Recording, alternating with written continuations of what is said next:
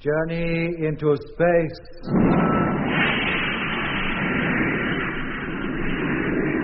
The BBC presents Jet Morgan in The World in Peril.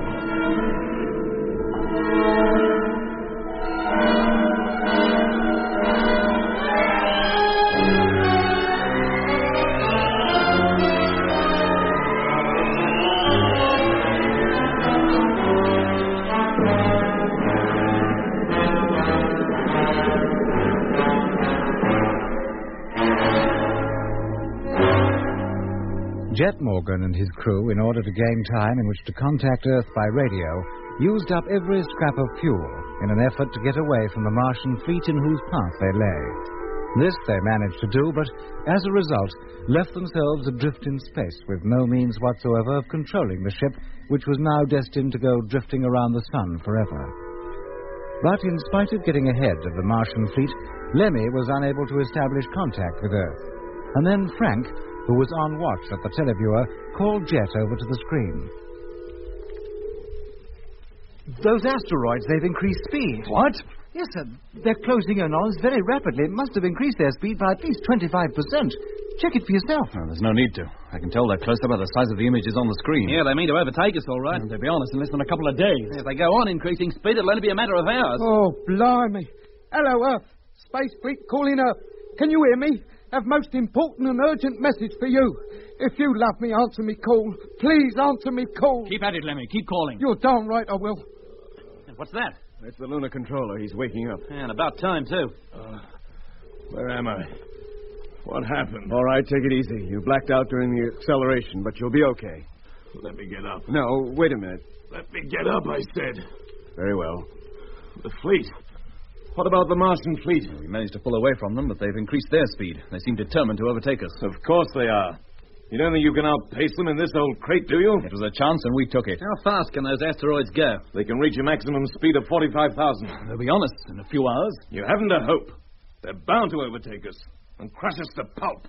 Squash us right out of existence. We won't mind that quite so much, so long as we get a message through to Earth first. You may not mind, but I do. I don't want to die just yet. None of us does, but what can we do about it? Turn the ship round. Go back to Mars. We couldn't change the course of this ship by a fraction of a degree. Why not? You got this far, didn't you? We haven't any fuel, that's why not. Well, we used it all up. You used it all up? Every bit? Yes. What for? To gain time and to set course for Earth. But you'll never land. With no fuel to slow the ship down, you couldn't possibly land. Don't you think we realize that? Then why did you do it? Why? I told you to gain time. And the nearer we get to Earth, the better chance we have of establishing radio contact. And what if you do make contact? Then at least Earth will know the method by which the conquest will be attempted. What if they do? How does that help us? We didn't come all the way to Mars to look after ourselves, Mr. Evans. We came here to get vital information that Earth needs.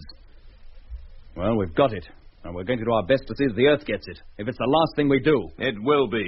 It'll be the last thing any of us will do. There's no hope for us. No hope at all. We shall die. Our deaths are unimportant. Yours might be, but mine isn't. Who gave you the right to decide that I should die? I'm captain of this ship. I give the orders here, and those orders will be obeyed, no matter what they entail. You don't give me orders, Mr. Morgan. So long as you're aboard, you'll take my orders and like it. You put more importance on getting that message back to Earth than you do on the lives of your crew? I ask them to do nothing I'm not doing myself. More importance than on my life? Yes, it's certainly more important than that. Out of my way. What? Out of my way, do you hear? Where are you going? Stand aside, you. Hey, turn it up. What do you think you're doing? Let me get to that radio. Get out of my way. Get out of it. Get out of the way. Oh, you dirty... take that, you got him. Oh, Stop. Oh, no, you don't. All right, Jet, we got it. Give him up. It's got it. Oh, yeah. What are you trying to do? Wreck the radio completely? Why not? He's gone crack us. Completely off his rocker. No, not me. I'm the only sane one here. That's a matter of opinion. Now, listen to me carefully. I'm listening. Just understand this once and for all. Well?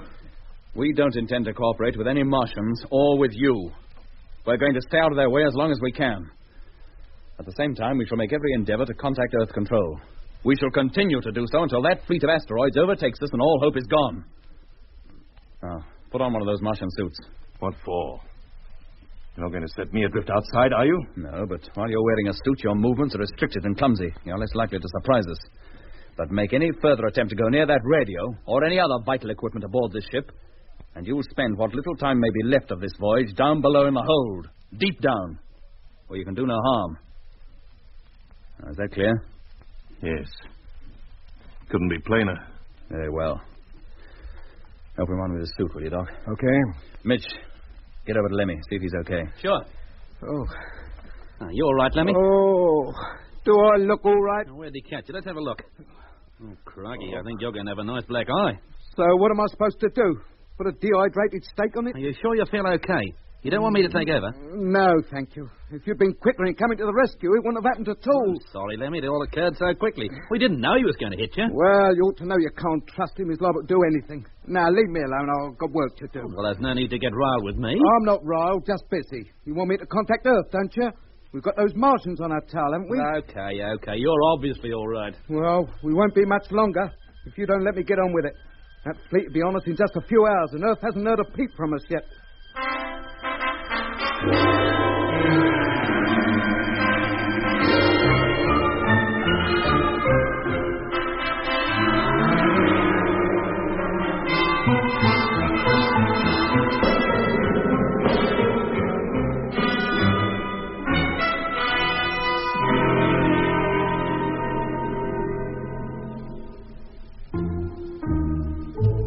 But Lemmy's efforts at the radio were fruitless.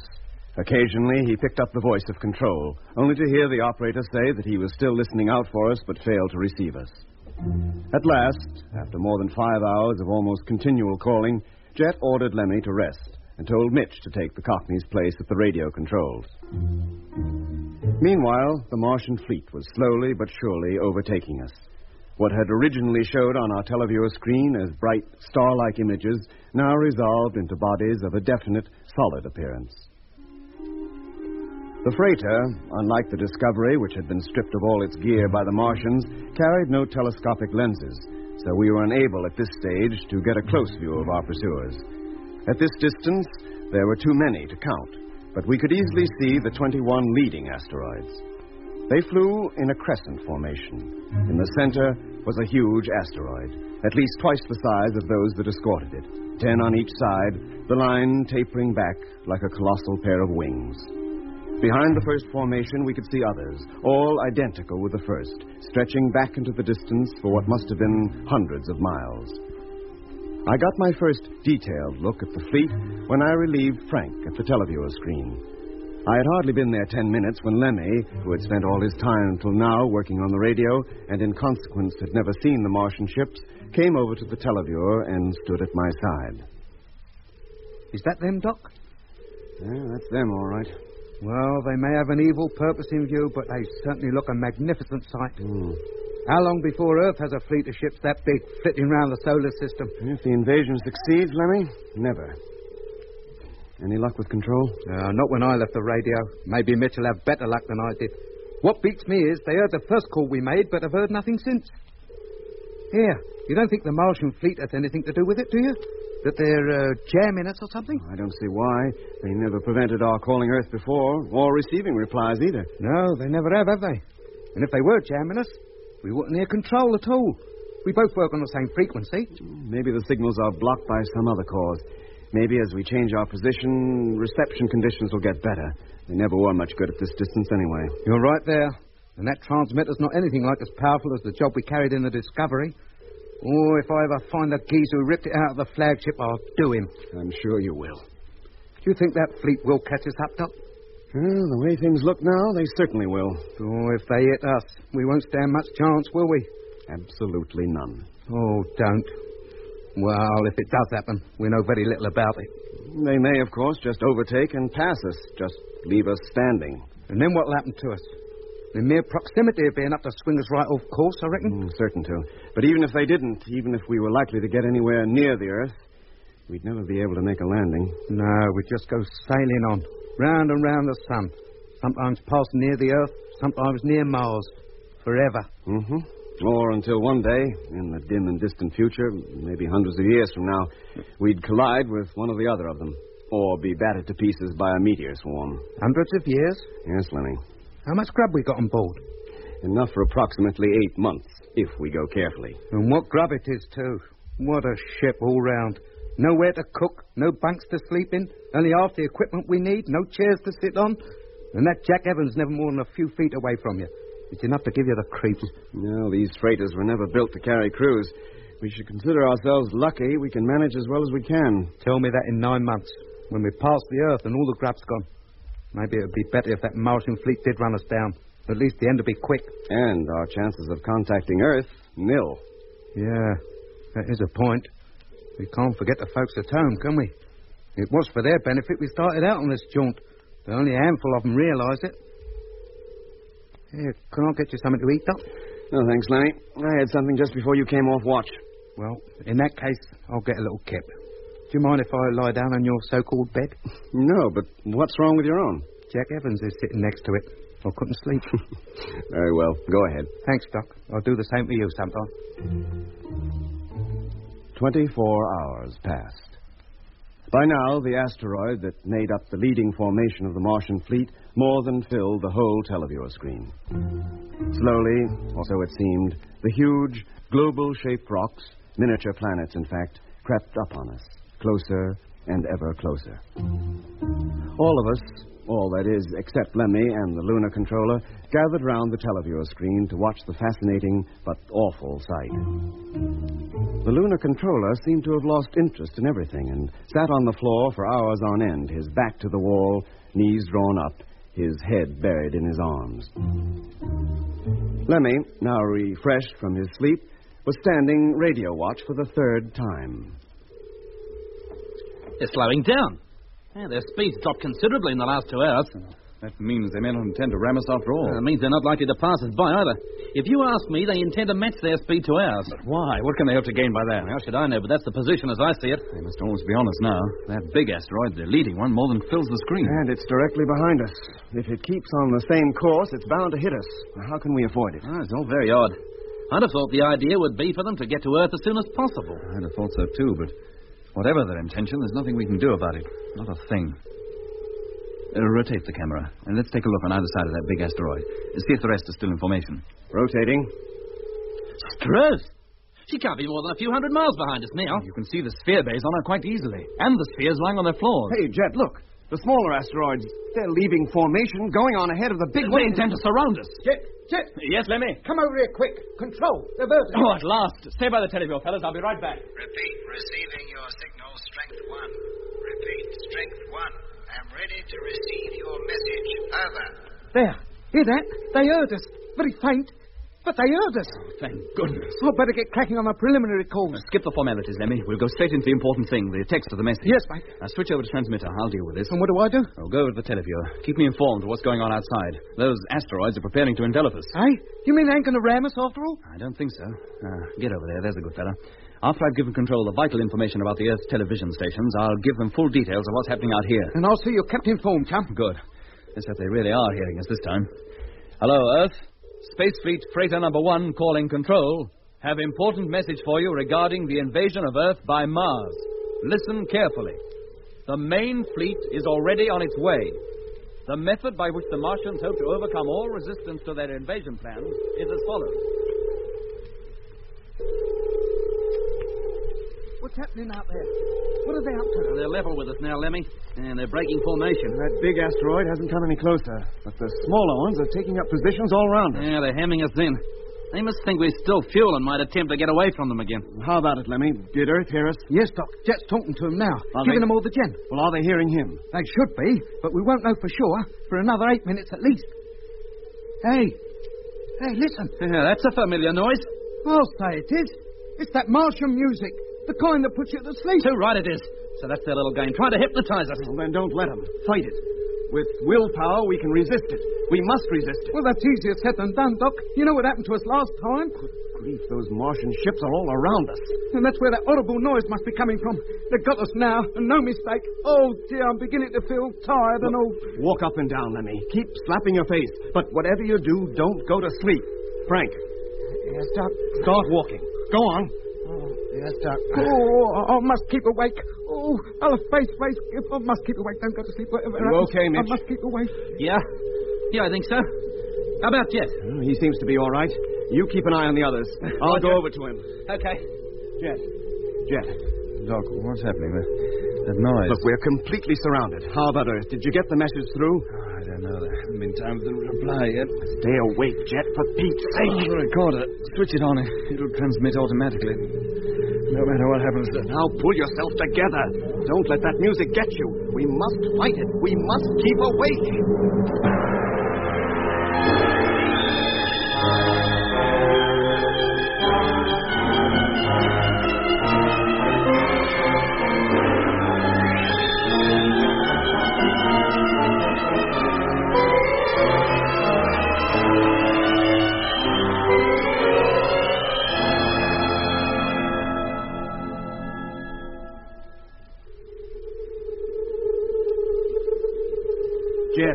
Jet! I must not go to sleep. Whatever happens, I must. Jet, wake up. Do you hear? Doc, that noise. It stopped. Thank goodness. Is Jet passed out? I'm afraid so, Lemmy. Well, that leaves only you and me awake then. Well, have the others passed out too? Yes. Mitch, Frank, and the lunar controller. They're still standing up, but they're out to the world. What happens now? I don't know. Did Jet get the message through to Earth? I think he did manage to send it once before that music got him. Well, it'll be a few minutes before they call us then. Well, meanwhile, get over to the televiewer and see what's going on outside. I'll try to rouse the others. Right. Jet, can you hear me? Wake up for Pete's sake.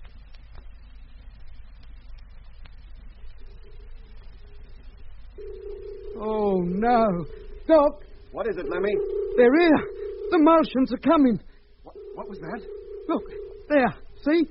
One of those Martian spheres. It's left a big asteroid and it's heading for our ship. They must think we've all been overcome by that hypnotic music, as we were down on Mars. Well, that's where they make a big blunder. It's a good job me and you have got strong wills. Oh, had they kept it up, I don't think either of us would have held out much longer. But what good has it done us? They're coming now. And what can you and me do against them? Well, we'll do what we can, and we can prevent their getting in here for a start. How? Get over to the airlock. Disconnect the outside controls so they can't open the main door. Right. Meanwhile, I'll disconnect the door into the cargo hold so they can't come in that way.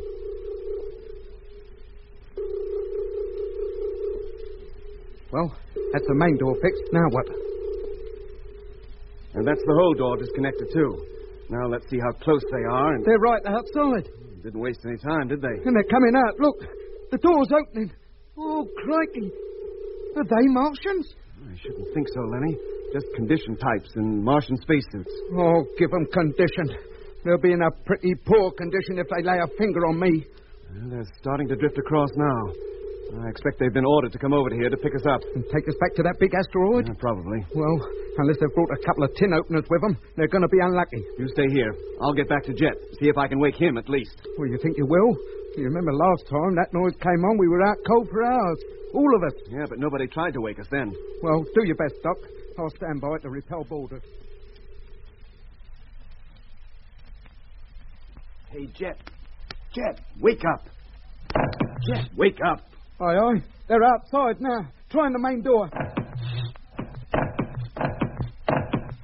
No point in your getting knocked. That control's not operating. Oh, Doc, thank goodness you've come round at last. What happened? You passed out. That noise, remember? Yes, but how about the rest of the crew? Well, Lemmy and I managed to resist it, but Mitch, Frank, and the lunar controller didn't. I can see they didn't. What on earth's going on? One of those Martian spheres is outside. Its crew is trying to get in here. What? Yeah, but don't worry. We disconnected both outside door circuits. Oh, good for you.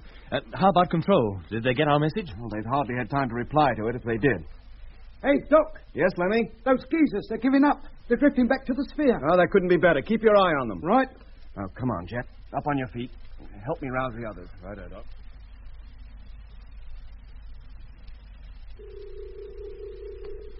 What's happening out there, Lenny? What's happening in here? Well, Mitch and Frank are awake, and Doc's working on the lunar controller now. Oh, well, all that's happened out there is those Martians, or condition types, or whatever they were, gave up trying to get through the main door and tried a cargo hatch.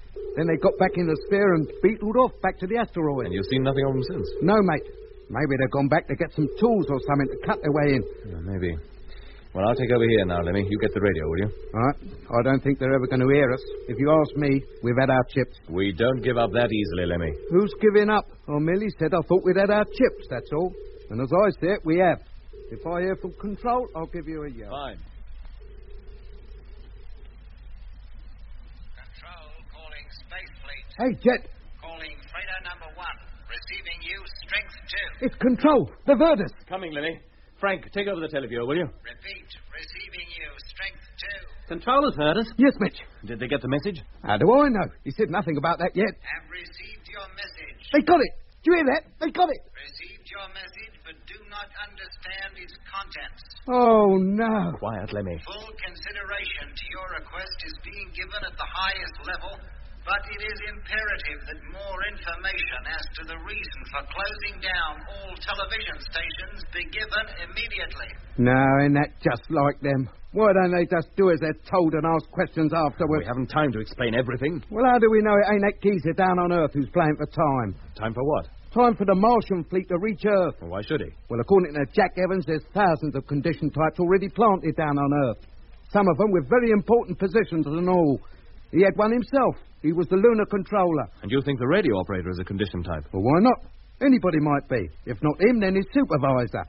Or his supervisor's supervisor. That's possible. That message would go through a considerable number of people before it got to Space HQ. And all they'd have to do is acknowledge the message and then ignore it. That's a point. Evans. Well? You heard what Lemmy suggested. What's your view?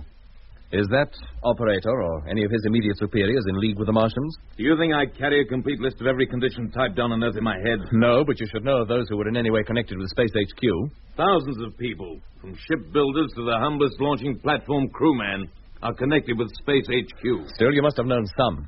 All the ones I knew, and there were 6, are back on Mars. We all returned together when we were picked up from the lunar colony the day you took off in the Discovery. Are you speaking the truth? Why not? What good could it do me to side with the Martians now? They seem very keen to transfer us to that big asteroid. Might do you a lot of good if it's your intention to save your own skin. I've told you all I know. I've nothing more to say. Oh, very well. Why ask questions if you have no intention of accepting my answers? Well, Jet, what do we do? To explain all we know to Earth will take hours. If reception is still bad, they'd be constantly asking for repeats. The more we tell them, the longer they'll ponder over it. All they have to do is close down all television stations. We'll have time to tell them why after they've done it. You think so? By now, the Martians on that asteroid, if there are any on it, must realize we're not all lying here unconscious as they expected. Yeah, they're probably thinking up some plan to get us out of here right now. We'll put an end to us altogether. Call up Control, Lemmy. I'll talk to them. Yes, mate. Hello, Control. Space Fleet, Freighter number 1. Calling Control. Hey, Jets! Now what? Come over here, quickly. Stay with Lemmy, Mitch. Right. I'll be right back. What's the trouble? Oh, trouble is right. The ship, she's falling. Falling? How do you mean? Towards the asteroid, very slowly at the moment, but we're getting closer to its surface and no mistake. Check it with the radar and you'll see. I certainly will, right away.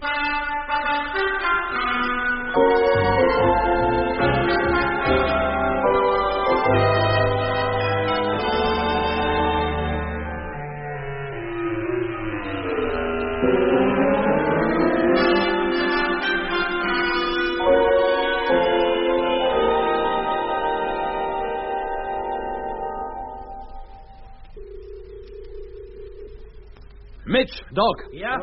Well, what is it? We're going to crash into that asteroid. What, the big one behind it? We may now assume it's below us, and we're falling towards its surface. At what rate? Quite slowly at the moment, but by the time we get down as far as the surface, our rate will be enough to give the ship and us a nasty bump. Yeah, we might have known this would happen. A body as large as that asteroid's bound to have some gravitational effect on a little ship like this. It's attracting us like a pin to a magnet. If only we could counteract the pull. What with, Doc? We haven't a scrap of fuel in the tanks. We're helpless. Helpless as a ship at sea drifting on the tide. If only Earth would wake up. Jet, I've got them. Talk of the devil. Coming, Levy. This is probably our last chance to persuade them to take action. You must persuade them, Jet. Come on, we'll get over the radio and see what we can do. That you act on this information immediately. There's not much time left. Repeat, act immediately. Unless you do, it'll be too late. Repeat, too late. That's telling them, mate. Now let's see what effect that has. Yes, if I know those brass hats up at Space HQ, very little. Well, that's their last chance. If they don't take action this time, we may never be able to tell them again. Ain't that just like them? Send us all this way to Mars to find out how the invasion will be made, and then when we tell them, they don't want to believe it. I don't blame them, I must say. Whoever thought television would be their major weapon? It's been a major weapon in the hands of many people down on Earth for years. But never for such a sinister reason as the Martians have in mind. No. This is no time to debate morals, martial or otherwise. We're getting perilously close to that asteroid now. We must get ready for the impact. Oh, blimey. How long before we actually hit the ground? About 5 minutes. Get onto your beds. I want nobody on their feet when the crash comes. How big is it likely to be? Nothing like as severe as if it were the Earth or even the Moon we were falling onto. But even so, somebody could get hurt. And this is no time for us to have casualties on our hands. That's why I'm ordering everybody to lie down. Well, what happens if control comes through meanwhile? Calling Space Fleet. Aye, they're here already. Calling Freighter number 1. Well, that can't be them. Our signals hardly had time to reach them. Calling Freighter number 1. Can you hear me? That's not control. You're darn right it's not. Calling Space Fleet. Freighter number 1. It may not be control, but the accent is certainly that of control. That not better answer it? No, let me stay where you are. I'll do it. Don't stay too long, Jet. We're nearly down on the deck. Hello? Freighter number 1 answering. Receiving you, strength 4. Your ship is falling. You are in danger of crashing onto the asteroid. We realize that, thank you. There's no delay between replies. Who are you? That geezer must be calling from one of those asteroids outside. We will do our best to save you from the crash. That's very nice of you, mate. What can you do to prevent it? You will put on your spacesuits and accompany the escort I will send for you. And who do you think you're giving orders to? What if we don't care to leave here? A sphere will set out from here immediately. Be ready to leave your ship and transfer to it when it arrives. Answer my question. What if we don't care to leave here anyway? If you ask me, Jet, he won't be answering any questions. You have very little time left. Prepare to transfer at once. We prefer to stay here and take a chance, thank you. The sphere is ready to leave. They must have a regular taxi service down there. You're wasting your time. We have no intention of leaving this ship. And you're wasting your time talking to him, Jet. That can only be another of those electronic brains. Of course it is. What else would it be? You think so? Aye. I thought you'd given up talking altogether. What did that remark mean exactly, Mr. Evans? That is not the voice of an electronic brain. Hey, listen. Do you hear anything? Anybody? If it's not an electronic brain, what is it? We'd better lie down, Jet. We must be very close to the surface by now. Answer me, Mr. Evans. What is it? That noise. Are you all deaf? Doesn't anybody hear a noise? Yeah, I hear it, Lemmy, as plainly as I hear you. And it's getting louder, I swear it. Evans, answer my question. If you have any questions to ask me. What was that, Lemmy? I didn't say anything, Jet. Yes, you did. I distinctly heard you. But I didn't. Of course you didn't. It was me you heard. Oh, Mother. What's happening? Jet, get down. We're nearly on the deck. Lemmy, what are you playing at? Oh, I must be sick. Very sick. I must be going off me rocker. Not so sick as you might be if you don't listen to me. What on earth is going on? Look out. We're about to hit the deck. Jet, get down for Pete's sake. Jet, look out.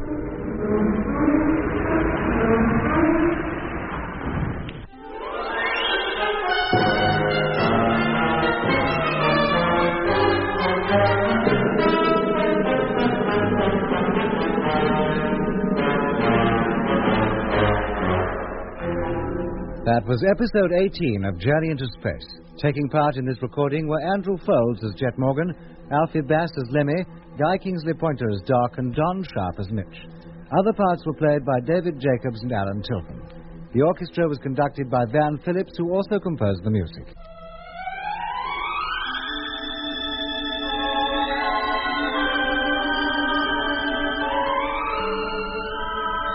Journey into Space was written and produced for the BBC by Charles Chilton.